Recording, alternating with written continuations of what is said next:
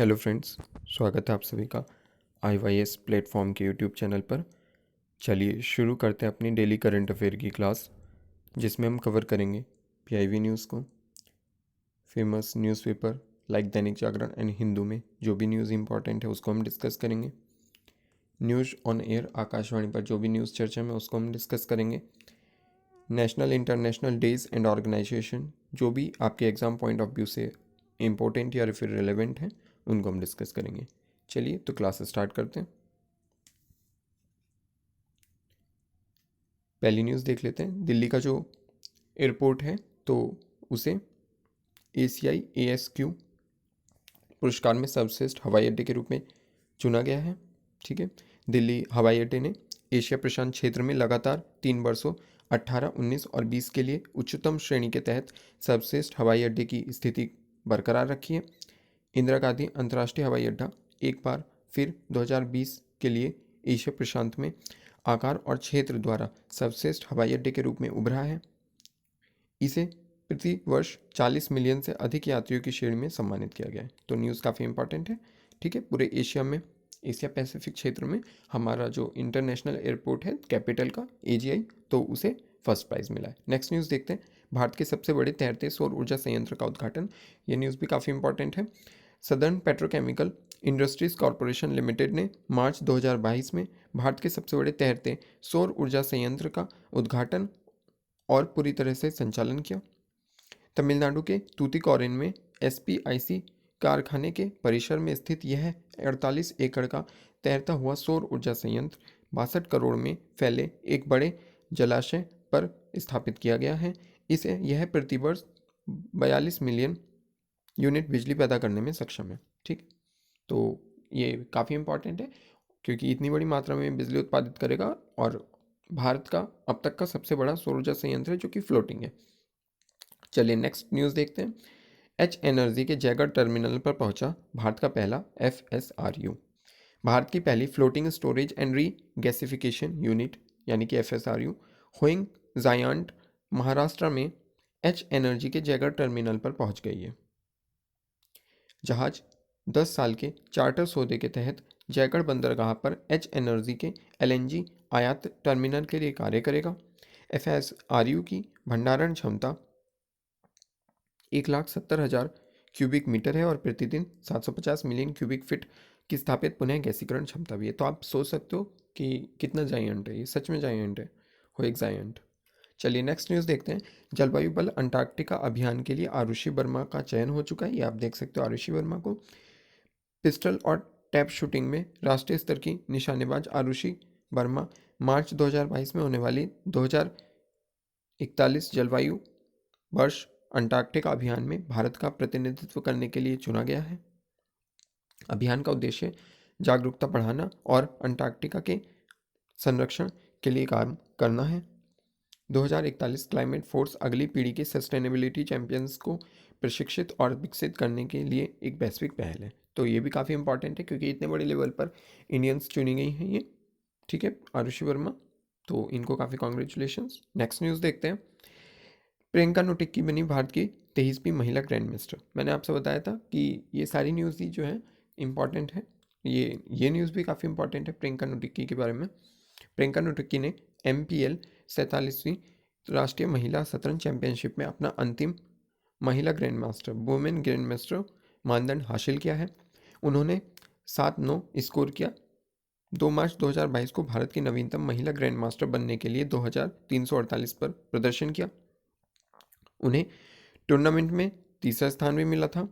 उन्होंने वर्ष 2021 के अपने तीसरे ओवर द बोर्ड टूर्नामेंट में अपना दूसरा WGM यानी कि वुमेन ग्रैंड मास्टर और पहला IM अंतर्राष्ट्रीय मास्टर मानदंड हासिल किया। ठीक है, चलिए नेक्स्ट न्यूज़ देखते हैं। सभी गैर कामकाजी माताओं को 20,000 रुपये प्रदान करेगा सिक्किम। सिक्किम सरकार गैर कामकाजी माताओं के लिए अम्मा योजना और छात्राओं के लिए बहिन योजना शुरू करने जा रहा है।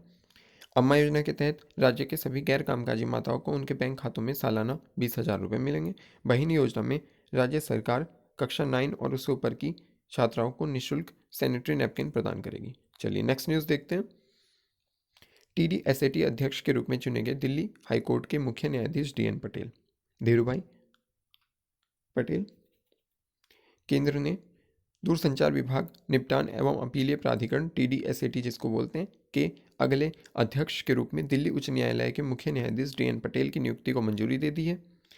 न्यायाधीश पटेल वर्तमान TDSAT अध्यक्ष न्यायाधीश शिव कीर्ति सिंह की जगह लेंगे। वह 4 साल की अवधि के लिए या अपने अगले आदेश तक जो भी पहले हो TDSAT के अध्यक्ष का पद संभालेंगे। चलिए नेक्स्ट न्यूज़ देखते हैं। क्रेडिट प्रोसेसिंग को शक्ति प्रदान करने के लिए जेटा और मास्टर कार्ड के बीच साझेदारी हुई है।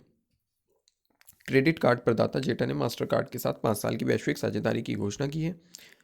समझौते के हिस्से के रूप में फर्म जेटा के आधुनिक क्लाउड नेटिव और पूरी तरह से API ready credit processing stack पर दुनिया भर में जारीकर्ताओं के साथ संयुक्त रूप से क्रेडिट कार्ड लॉन्च करेगी। जेटा मास्टर कार्ड के डिजिटल टू फर्स्ट प्रोग्राम सहित उत्पादों और सेवाओं को पूर्वी एकीकृत करने के लिए मास्टर कार्ड नेटवर्क तक पहुंच प्राप्त करेगा। चलिए नेक्स्ट न्यूज़ देखते हैं। HDFC म्यूचुअल फंड्स ने शुरू की है लक्ष्मी फॉर लक्ष्मी पहल को।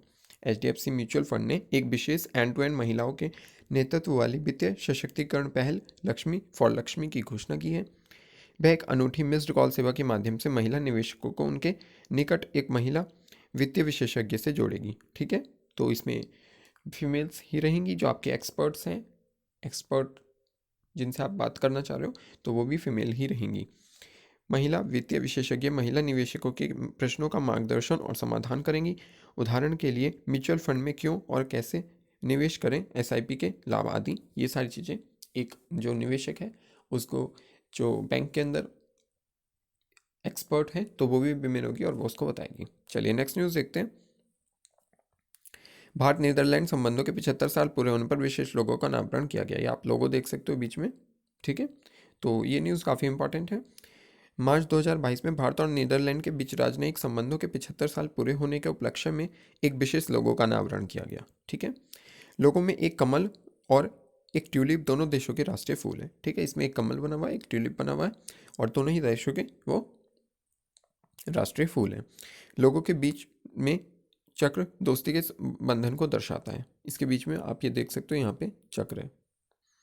नीदरलैंड में छात्रों भारत को 3000 नीदरलैंड ने भारत को 3000 ताजे ट्यूलिप भेंट किए जो जवाहर नेहरू भवन के बगीचों में लगाए गए थे। ठीक है, काफ़ी इंपॉर्टेंट है। नेक्स्ट न्यूज़ देखते हैं। सूर्य के प्रकाश से बने ईंधन का उपयोग करने वाली पहली एयरलाइन होगी Swiss airline. Swiss international airlines और उसके मूल लुफ्थांसा समूह ने अपने सौर विमानन ईंधन का उपयोग करने के लिए सिंथेटिक ईंधन समूह सिनहेलियन के साथ एक समझौते पर हस्ताक्षर किए हैं। यह स्विस को सन टू लिक्विड ईंधन का प्रयोग करने वाली दुनिया की पहली एयरलाइन बना देगा। ठीक है, तो काफ़ी इंपॉर्टेंट न्यूज़ है बिकॉज सोलर पर चलने वाली पहली एयरलाइन होगी। स्विस इंस्टीट्यूट ऑफ टेक्नोलॉजी के एक स्पिन ऑफ सिनहेलियन द्वारा तैयार की गई प्रक्रिया कार्बन तटस्थ मिट्टी के तेल का उत्पादन करने के लिए संकेंद्रित धूप का उपयोग करती है। ठीक है, तो ये लोग सोलर एनर्जी का प्रयोग करते हैं जैसे भी एनर्जी ने प्रोड्यूस करनी है उसके लिए। ठीक है, तो ये थी आज की कुछ इंपॉर्टेंट न्यूज़। इसके अलावा कुछ जो इम्पोर्टेंट है वो भी डिस्कस कर लेते हैं। FATF की ग्रे लिस्ट में बना हुआ है पाकिस्तान। ठीक है, आपको पता होगा UAE को रिसेंटली शामिल किया गया है FATF में, मैं आपको पहले बता चुका हूँ, लेकिन कंसिस्टेंटली जो पाकिस्तान है वो भी ग्रे लिस्ट में बना हुआ है। पेरिस स्थित फाइनेंशियल एक्शन टास्क फोर्स ने एक बार फिर पाकिस्तान को बढ़ी हुई निगरानी सूची में बनाए रखा है जिसे ग्रे लिस्ट के रूप में जाना जाता है। यह निर्णय बंद से 4 मार्च 2022 तक 4 दिवसीय FATF प्लेनरी के समापन के बाद किया गया था। पाकिस्तान जून 2018 से अपने आतंकवाद विरोधी रुख, वित्त पोषण और धन शोधन रोधी व्यवस्थाओं में कमियों के लिए FATF की ग्रे सूची में डाला गया था और कंसिस्टेंटली ये अभी भी ग्रे लिस्ट में ही बना हुआ है। TD ये न्यूज़ द्वारा से रिपीट हो गई है। ठीक है, तो इसको स्किप कर देते हैं।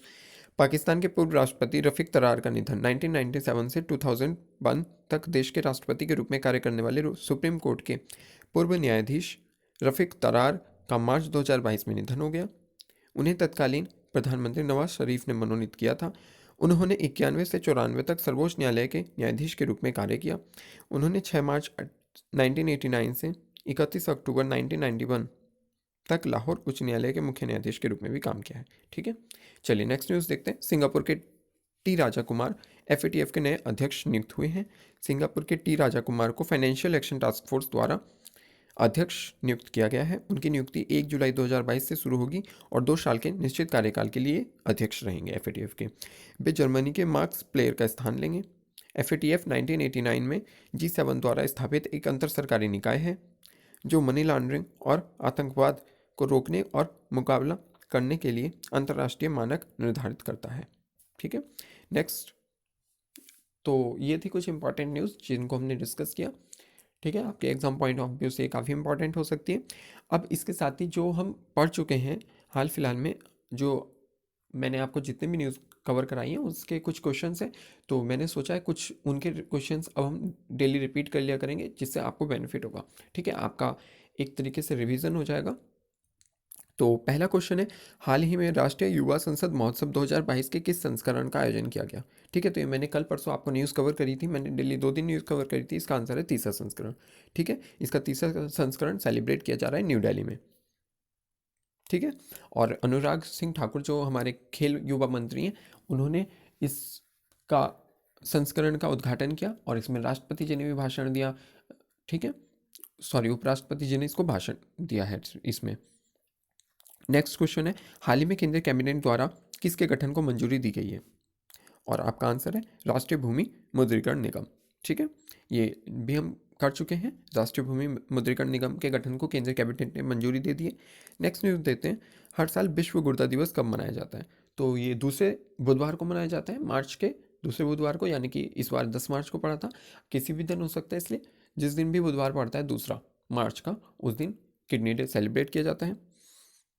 नेक्स्ट न्यूज़ देखते हैं, साहित्योत्सव का आयोजन 10 से 15 मार्च तक किसके द्वारा किया जा रहा है?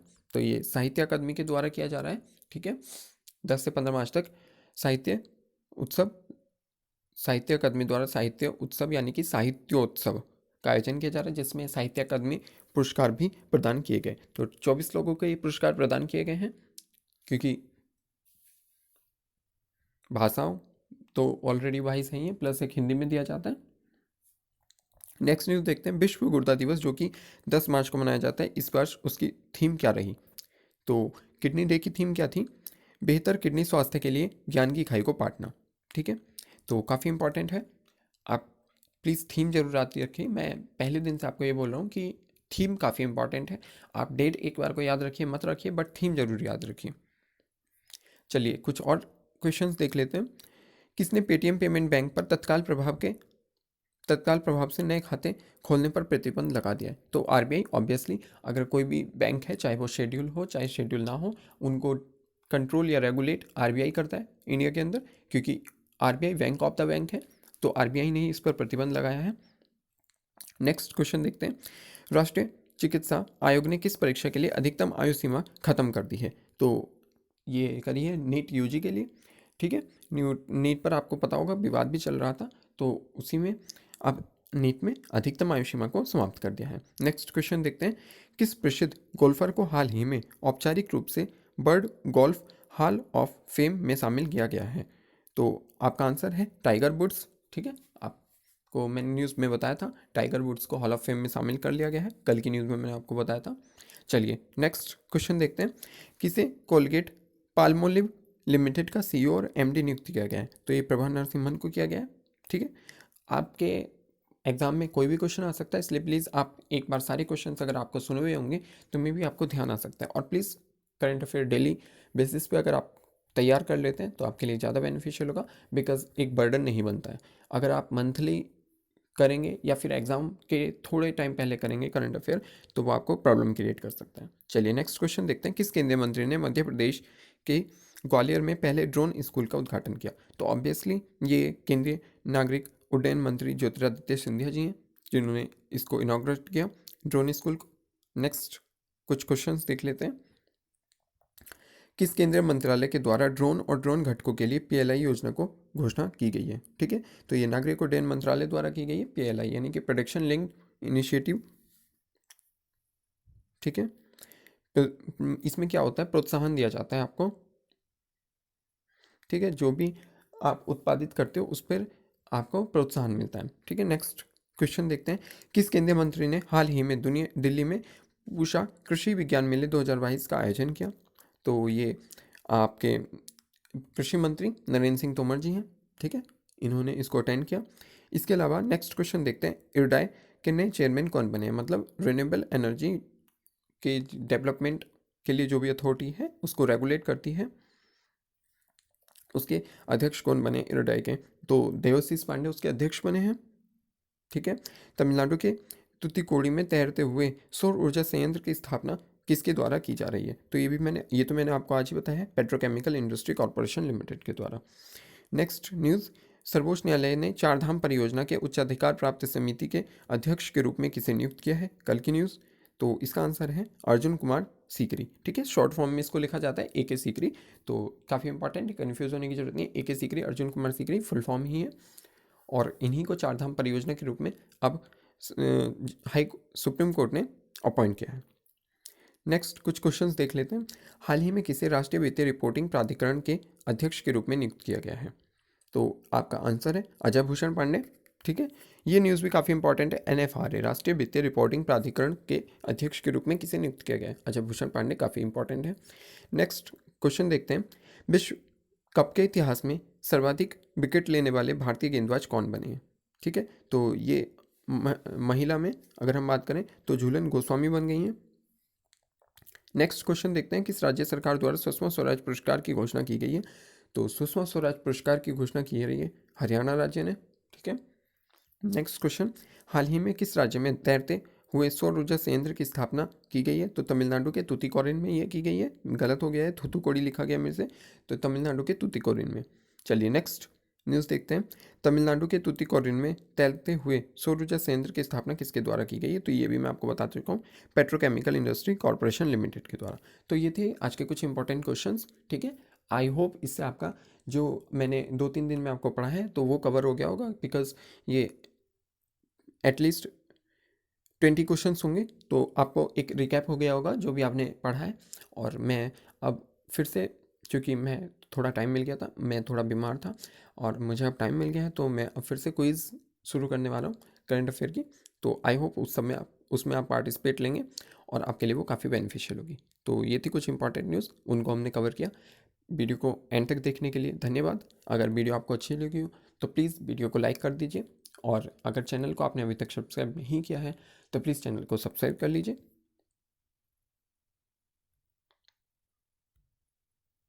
Thank you.